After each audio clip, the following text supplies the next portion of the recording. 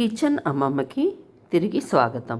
ఈరోజు మనం చేసుకోబోయే recipe roti and paneer bhurji.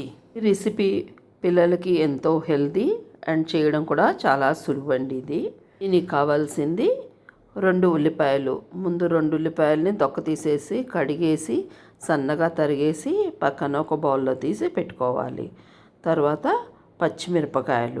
పచ్చిమిరపకాయలు ఎవరి కారానికి తగ్గట్టుగా వాళ్ళు వేసుకోండి. నేనైతే 2 పచ్చిమిరపకాయలు వేసాను. కడిగేసుకుని సన్నగా తరిగి పెట్టుకోవాలి.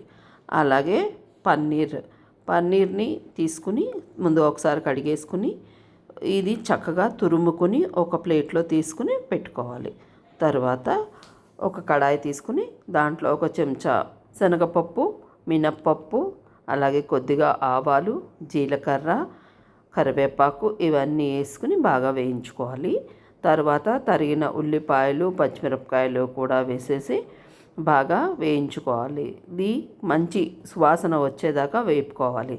తర్వాత కొద్దిగా పసుపు, అల్లం వెల్లుల్లిపాయ పేస్టు, తగినంత ఉప్పు, కారము ఇవి కూడా కలిపేసి చక్కగా వేయించుకోవాలి. ఇది అంతా వేగాక మనం ముందుగా తురిమి పెట్టుకున్న పన్నీర్ని వేసేసి ఒక 5 నిమిషాలు ఉడికించుకుంటే సరిపోతుంది.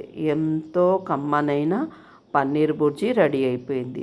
దీన్ని సర్వింగ్ బౌల్లో తీసుకుని కొత్తిమీరతో గార్నిష్ చేసుకుంటే సరిపోతుంది. ఇప్పుడు ఒక బౌల్లోకి ఒక గ్లాసు గోధుమ పిండి తీసుకుని దాంట్లో ఒక చెంచాడు నూనె, ఒక చెంచాడు పెరుగు వేసి తగినంత నీళ్లు పోసి చక్కగా మెత్తగా ఈ విధంగా కలుపుకొని తడి బట్ట వేసి ఒక 20 నిమిషాలు పక్కన పెట్టుకోవాలి. తర్వాత ఇవన్నీ ఈక్వల్ బాల్స్ లాగా చేసి రౌండ్గా చేసుకొని పక్కన పెట్టుకోవాలి. ఒక్కో రౌండ్ బాల్ని తీసుకుని కొద్దిగా పిండిలో అటు ఇటు తిప్పి తర్వాత సన్నటి రొట్టెలాగా చేసుకోవాలి.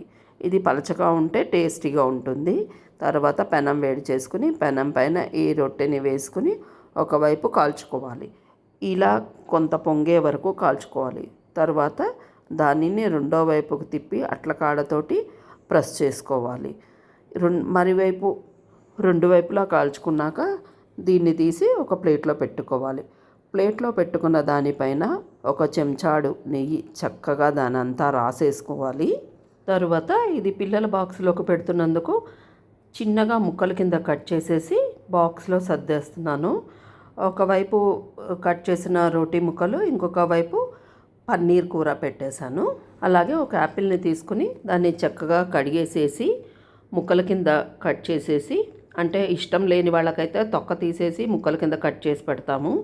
లేదు అంటే మామూలుగానే ముక్కల కింద కట్ చేసి బాక్స్లో సర్దేసి దీన్ని కూడా టిఫిన్ బాక్స్లో, లంచ్ బాక్స్లో పెడుతున్నాము. ఎందుకంటే ప్రతిరోజు ఒక ఫ్రూట్ తినడం చిన్నప్పటి నుంచే పిల్లలకు అలవాటు చేస్తే ఆరోగ్యానికి మంచిది కదా, అందుకనే.